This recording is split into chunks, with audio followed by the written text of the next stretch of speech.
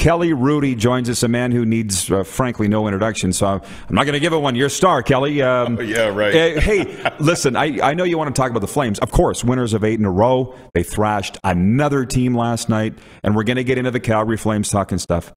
But my friend, I just came back from Super Bowl in Los Angeles. Donna mentioned that to me on social media. She said, is Rod in L.A.? I was like, I think so, but I'm on a show next week. Thursday. Yeah. Listen, I thought about you so much because as August 9th, 1988, stopped cheering for the Oilers, became a Flames fan. You might remember what happened. Or, sorry, became a Kings fan. You might remember what happened. I think so. Yes. I'm driving around Inglewood. I'm thinking of you. When's the last time you've been around the area? Oh, man, it's been a long time. The Great Western Forum was renovated. I think they put like $1 billion into it. And so, I know a lot of artists really like going to that place still. Yeah. And so we went to a concert there. I can't remember how long ago that was. But I was looking at the new football field, and I'm thinking, that is amazing, right? And I'm not actually sure where it is in Inglewood. It's literally right across the street from the Forum. Oh, okay. Right across the street. I didn't know that. So this is I'm telling you, I'm looking at these sunsets and the palm trees. I'm just thinking of you and the Kings and the purple haze, and it was so awesome back then, although it was black and silver, but they renovated it. Did you know that the Inglewood Forum is on Prairie Avenue? Yes, that I remember. I thought that was a little ironic, right? And I was putting photos on social media, and people are going, "The Prairie guy on Prairie Avenue." So it's quite a neighborhood, Inglewood, California. That's interesting, isn't it? Some areas you wouldn't want your car break down. You have to be very careful in Inglewood. But you played in New York. You played there, San Jose, obviously. But was that the most special time of your career? Yeah, I kind of hesitate a little bit, Rod. The lessons I learned in New York were special. I had, guys like Clark Gillies, whom we just lost, and Brian Trottier, another guy from Saskatchewan, and Bob Bourne, and all these guys, Billy Smith, that they're great mentors to me. So as much as my time in New York, 5.5 years was special, and I have the fondest of memories. Like, listen, my very first road trip with the Islanders, Rod, so I was drafted in 1980. I go to training camp, and the reason I bring that up, back then, not all draft choices went to training camp. So really? Yes. Even though I was a second rounder, I went to training camp, and much to my surprise, I was on the first road trip for the first preseason game. So we're flying commercial, of course. We're flying to Chicago, and I'm in a middle seat just like this. And to my right is Mike Bossy, and to my left is Brian Trottier. Now this is a heyday. This is a heyday. They just won their first Stanley Cup. Right. So I'm a 19-year-old kid, and I'm thinking, my gosh, this is the greatest trip of my life, right? Right? That's like a 2.5-hour flight, and I most likely didn't say a single word. But I remember looking at Mike Bossy because he had like a golf shirt on. And if you see Mike in his uniform, he looks kind of slight, right? Maybe slim. And he was ripped. He was 205 pounds of pure muscle. So he had these arms that I'd never seen before. And I remember like this, and I kind of looked. You don't see that in junior. Right. Generally. Right. Yeah. And so I have many memories of those fantastic years in New York. But to transition to what you asked, yes, LA was a special place for us. And, I went from being a guy that played alongside Billy Smith, although the Easter Epic kind of put me in a different category. But then now I'm all on my own for the most part as a number one, and it's a different animal, playing on maybe not the best team in the world, but the most popular team in the world with Wayne. And so that was a fantastic experience, and the whole LA thing was really cool. The people that you'd meet, run into, be introduced to. Wayne broke so many records when we were there, so we'd go to these parties after the game in Beverly Hills and meet all these people. So that was amazing. But just the life experience. We lived literally 5 minutes from the beach. So our kids grew up knowing the beach, knowing Disneyland, and it was just a fantastic experience for us to go through. By the way, we always knew we were retiring back here in Calgary. Was that right, Yes, we always knew we were coming back to Canada. And so we wanted to live by the beach because what an experience, right? You can live inland anywhere. And LA has a lot of great places inland, but nothing like the beach. I knew that you would not have thought you were going to come down today and be asked about these stories, so I hope I'm not catching you off guard. Like right? Well, it's good. Here's the other thing.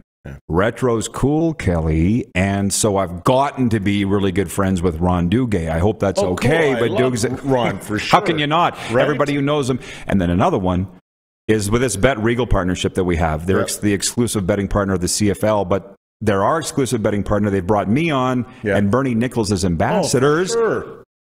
All I know is Bernie is a 50-goal scorer. I don't know anything about him until we started working together with Bet Regal. 70-goal scorer. 70-goal scorer. My bad. Can you imagine that?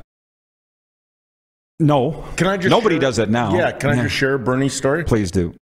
So just 2 nights ago in our broadcast, we had to pick a trade that sort of impacted ourselves in our career. And so I chose that trade, Bernie to New York, and coming back was Tomas Sandstrom and Tony Granato. Now, the reason I bring that up, we were shocked, right? This is my first full season with LA, and Bernie the previous year had scored 70 goals. This year, at the 47-game mark, he had 75 points. And I remember it was right after the trade or All-Star weekend, and I'm like, what? We traded Bernie Nichols? And, we got 2 incredible players back. But that's also the harsh part of this business, right? Bernie and I really enjoyed each other. Great teammate, great player.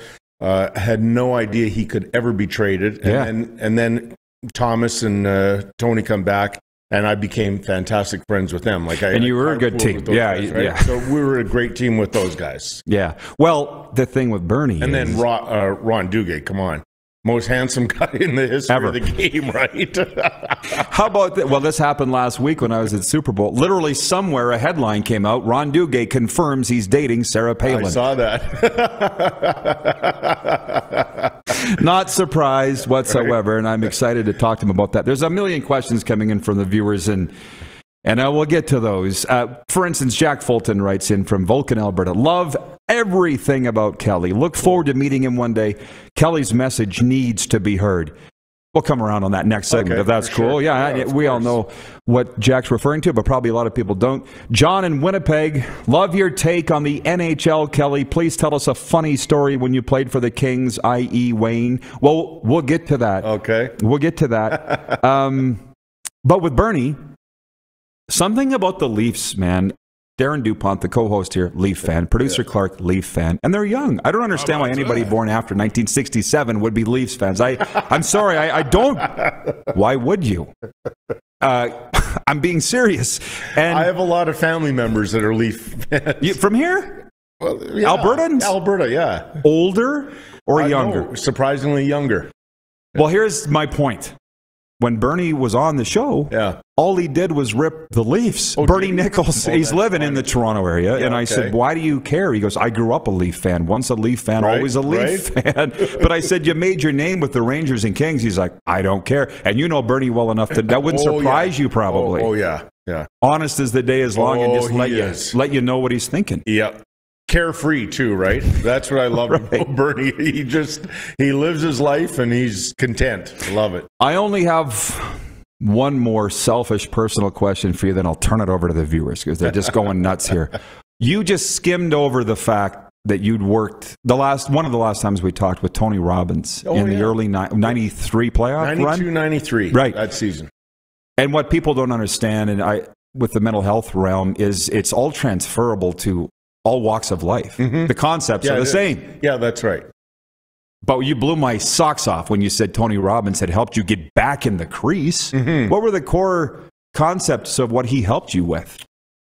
Believing in myself again. And, I'm pretty honest about what I've gone through. And, recently, today I'm still struggling. I went through a thing starting back in the summer of 2019, and I'm still dealing with this. But back in 92, 93, in the summer of 92, going into that season, Rod, I was, going into my 10th season, I believe. I think the numbers are accurate that most careers are about 3 years. Yeah. So Dawn and I had 2 children at that time, and she's pregnant with our 3rd. So these rational thoughts that I had in the summer were how much longer can you keep doing this? how are you going to keep paying the bills? All these things those are normal questions to me, right? To anybody in any walk of life, right? And then, unfortunately for me, when the season started, actually it started in training camp, those thoughts became louder, and they went from rational to irrational. You can't keep doing this. You're fooling people. You're not this good anymore. And so they became very irrational, and they became constant. And I didn't have the tools at that time to break that loop. I learned about the loop from Caitlin, her story, and she taught us about the loop and a million other things about mental health. But and so my coach, Barry Melrose, another Saskatchewan boy. Kelvington. Yep. And amazing. When you think back, and I could probably cheer up right now, but you think back of it, 1992, 93, there was no discussion about mental health, no discussion in particular in sports and men talking about what we're dealing with or feeling or anything. And Barry knew it wasn't about what I was doing on the ice. He knew that it was mental. And so he knew Tony Robbins. And so one day I'm sitting in the dressing room in January now. It's now 1993, January 17th, I believe. Important day in my life. And it's an afternoon game. I'm not playing because I'm lousy. And Rob Stauber's playing. And good goalie. Very good goalie. Yeah. And about 2 hours before the game, I'm doing my usual and drinking my coffee like I am right now and taping my sticks. And in walks Barry Melrose, and followed closely behind is Tony Robbins. And I'm thinking, huge, eh? Right? He's a huge man. Yeah. 6'9". And so they walk in, and I'm thinking, well, first of all, when you play on a team with Wayne Gretzky, there's celebrities in the dressing room after every game. And on occasion, there's celebrities before the game. So it wasn't entirely unusual. And so they go into Barry's room, the door closes. Seconds later, the door opens and Barry motions me over. And this is, Rod, how bad I was thinking about myself. I go, why in the world would Tony Robbins want to meet the worst goalie in the league? So it's pretty hard to stop a puck in the National Hockey League when you're thinking that about yourself, right? So we get in there and Barry makes the introductions. And what I thought was really cool, Barry says to me, he asked if I'd be willing to work with Tony. And of course I was. And I also thought, man, this is cool. My coach really cares about me. So then Barry says, would you mind if I sat in while you guys are talking? And I thought, no, of course not. You're perfectly fine. If you're that interested in getting to know me and you're starting goalie, fine. I'll lay it all on the line. I didn't like where I was, right? And so I still remember this, and this is so cool. I'm sitting in a chair like this. So I'm sitting in a chair, and then we start the session, and Tony stands up, and it's on purpose. I got it. I understand you position of power. I know exactly what you're doing. You're not that big. Yeah. Yeah. So he's 6'9". I remember I was just like this the whole time looking up, and then we talked about me and what I was thinking, what I was going through. And so my messaging that my brain was giving me after I'd give up a goal was I kept shrinking. I kept shrinking and shrinking and shrinking in my own mind, right? I wasn't strong enough mentally to overcome what my thoughts were. But so within one session, he changed all that. And so we started going in the right direction. One of the things he said to me, he asked me a question is, when you feel really good about yourself and you feel great, what are you thinking? Who do you feel like in the world? And the Gulf War, I think, had just ended or was coming to a close. And I remember watching on TV General Norman Schwarzkopf. And Rod... A stud. He was a general, as the name would suggest. I was captivated. Every time he was on TV, he looked so in control, right? He wasn't slouched over. His chin was up.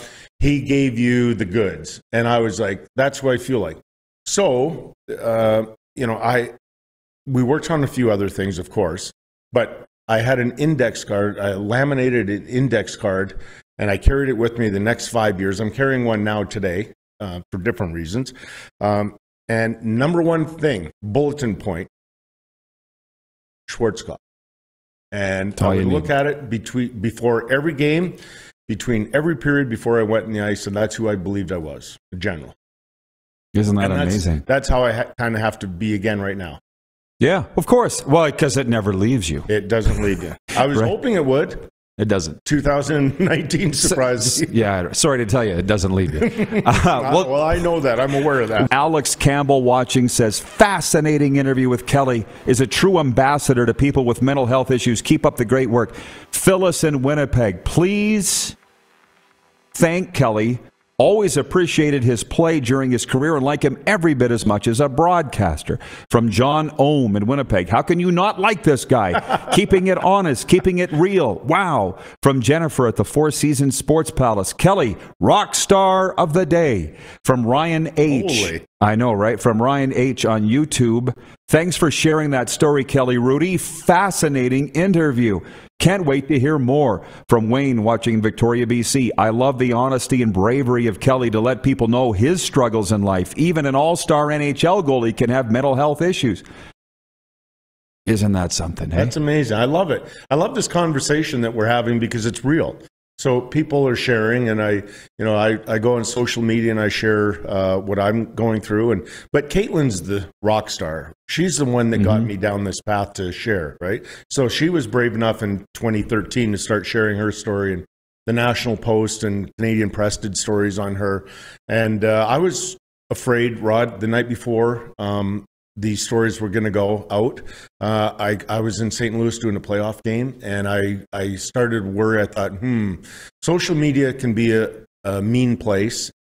Back then, social media wasn't quite what it was or what it is today. And I was so pleasantly surprised that she found only support and love on social media. Now, I hope we can find more of that again, because it's a pretty wicked place to be at times. But when we're talking about mental health, and so many people are sharing their stories now, which is great, because that's what we need to do. We need to be loud and continue to share our stories so that the government, whether it's federal, provincial, or municipal, continues to provide the funds for people, because it's not fair, it's not right that people are in the queue for 6 months or more. Oh, yeah. It's totally wrong. People need to get the help they need. They tell me, Kelly, that people like you sharing your stories, public people, is making a difference. That's what I hear out there.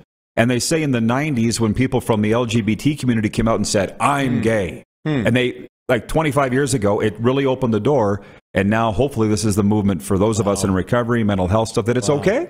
I like that. And right. I heard that. Now, that's almost sad that community, that was in the 90s, though, and that, they've only been probably feeling supported in the last, 5 years or something? And they still face, discrimination, of course. That's wrong, but... Michael Wins watching in Winnipeg. He says, did you eat McDonald's with Wayne across from the Forum, Kelly?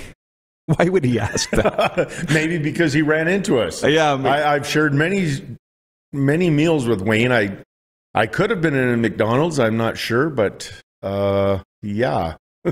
Tacona Pally. Here's a good one. Tacona in Winnipeg. Kelly, why did you prefer the Jofa cage over the HM30? Oh, man, there was no particular reason. The Jofa cage, it had the spacing was just right in my mind. So Bernie Perrant lost his career because he got a stick in the eye, right? And so he was my idol, and I wanted to make sure that with any cage that I ever wore, that there was no possibility that a stick could get through. And that's it. Protection. That was it. So you would never wear a cat's eye.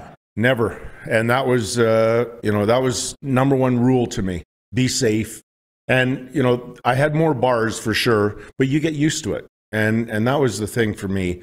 I always admired Bernie so much. And he wasn't wearing a cage, of course. He was wearing that regular mask, the mask that I think Jacques Plante came up with. But for me, it was most important. I've got a family to feed, and I can't do something that might be, in my mind anyways, perceived as reckless. Yeah. Well, it's funny because Jeff in Winnipeg, I miss Kelly's classic cage. There weren't a lot of guys wearing them, but what's funny is I had one of those. I also had what Beezer was wearing on the XK 2000. I think I had what everybody was wearing. But it's interesting, when the fiberglass masks came out, can you believe how heavy they were? Remember, how did you hold your head up? Yes. So there's a couple of stories there. So when I first started getting that fiberglass mask, it was when I was growing up in Elmwood, a community in Edmonton. And I remember, first of all, it was amazing that I was able to get this mask. I was a teenager. It was so cool. So cool, right? And I wore it for my first 2 years in junior in Medicine Hat. And then when I went to the cage, again, because of Bernie Perront's injury, then when I was back in New York Islanders, do you remember Greg Harrison, the mask maker? Yeah, absolutely. Yeah, so legend. Legend. So we've, in fact, reconnected. So he made me a mask that I wore about 5 or 6 times. It was the current goalies have, exactly what you have right behind you. But back then in the late 80s, it was super heavy. And I was like, I get it. I understand this is new technology and this is where we're going, but this is way too heavy. So I shared that story with him. He thought I chose not to wear it after that for different reasons, but and then when I found the materials to be as protective as I thought they needed to be and lighter, that's when I went to the mask, that Hollywood mask that I wore. Which was really cool too. That was really cool. I remember, Rod, that mask, that design was, we came up with it. I live about 10 minutes away from here, right? And we were sitting, I had a friend in LA by the name of Lenny Davis that did some business with us, and we came up with this concept. I remember sitting at our kitchen table, and we're thinking about the design of the mask. And I loved Mike Richter's Statue of Liberty, because what does everybody think of when they think of New York City? Statue of Liberty, right? And it was a really simple design, but it stood out. And I thought, well, of course, Hollywood. And so Don Strauss, the maker of that mask, he came up with, you had the film on it. Oh my gosh, it was amazing, right? Yeah. So, why do I remember this? It's been a long time. It's been a long time, but things that stick in your mind. Jeff, the Stamps fan, says Hrudey and Don Edwards are the only ones I can think of that wore the Jofa. But I want to say Reggie Lemelin might have. Did Reggie ever? Maybe that was the old SK600. Yeah. But Don Edwards for sure. Archer Zerbe. Arter's old Sharks great and Stars great. Same thing. Ryland Spencer's watching in Seattle, and he's had a few questions for you. One is, did you ever play in the Mercer Arena? Oh, yeah. And you did? In the W, what if? The Rock and Roll Arena? Yeah. And he also says, what do you think of the new arena in Seattle? Oh, my gosh. I was just there. I was there at the end of December, and I was blown away how beautiful it is. It's just, they've done an amazing job. And I'm speechless to how beautiful it is for a number of different reasons. It was really cool to be there. And Seattle happens to be a great city. So, isn't it? I remember going into I still got the Rock and Roll Arena where the Thunderbirds played, and Dennis Bayak was giving me a tour. He was the GM of the Thunderbirds. And that's right. There was like 12 cops, and they were big dudes, all having a pre-game meeting. Okay. And I'm like, what do we need these guys for? Why are they here? It was my first time there. Okay. Brendan Witt was playing for the Seattle. That gives you an idea of the timeline. And then the game started, and I'm like, thank God these cops are here. It's insane in that place. Rowdy. I know, right? There's so many buildings like that I remember. Like when we were with the Tigers and we'd go into Lethbridge, it was... that was one of the biggest underrated rivalries is Lethbridge Medicine Hat. Yeah, Tigers, Hurricanes. Or with Broncos then, I guess, right? That's right. But I remember, I'm going to go talk about Dennis Bayak for a minute. Do you know he's a really good golfer? Doesn't surprise me. Yeah, so Ken Holland has this golf tournament with a lot of his friends at Predator Ridge just outside Vernon. In fact, that's the hat I'm wearing. And so Dennis is invited. You have to be something like a 9 handicap or less to play, and it's big money. And so every summer I'd see Dennis prior to the pandemic, and I was always like, holy cow, like you've got to be a good golfer, and you can't crumble under that pressure, right? Because that's my golf game. I crumble all the time. So I'm playing with AJ Ethorn and my wife, my lovely wife that you know, Donna. Yeah. So the three of us are playing this a few years ago, and I'm on the 18th tee box, and my score is 74. And if I get par on the last hole, because it's par 4, I tie my all-time lowest record at 78. I shot a 10. Because you were thinking about it. Totally. And AJ's just like, it's just a number. Like, why'd you get all nervous? And I was like, because that's how my brain works. Yep. You don't get it. Absolutely. Yeah. It's unbelievable that you overcame all of that to have the success that you did as a player, because it transfers to that. I've read, do you know Gary Mack, famous sports psychologist? He's out of Phoenix. Okay, I've heard the name. His book's called Mind Gym. Okay. And he's worked with golfers, he's worked with kickers, he's worked with goalies, because again, it's all the same. Very much. Sure. Right. And he says a 4-foot putt is the same as a 40-foot putt in your head, but because 4 foot you're supposed to make it, and 40 feet you're not. Right. The pressure is so different. Yeah. It's funny, now that we're on to golf a little bit, I played in Wayne Gretzky's inaugural nationwide tournament in Toronto a number of years ago. And I remember Wayne, we're talking on the phone, he goes, Kelly, you'll never be more nervous for a 4-foot putt. And I'm like, no, Wayne, you don't know my game. I'll never be more nervous on a tee box because I might kill somebody. Right. People watching. And, right. If I snap hook this drive and there's somebody 30 yards over here, I could literally kill them or hurt them. And so I've always thought about that. That's my most nervous on a golf course, the tee box. Because it's not consistent, right? So it can go anywhere. Well, if you got to 74 through 17 holes, that's pretty darn good. Yeah, that was on Predator, too. That's the harder of the two courses, people say. Wow.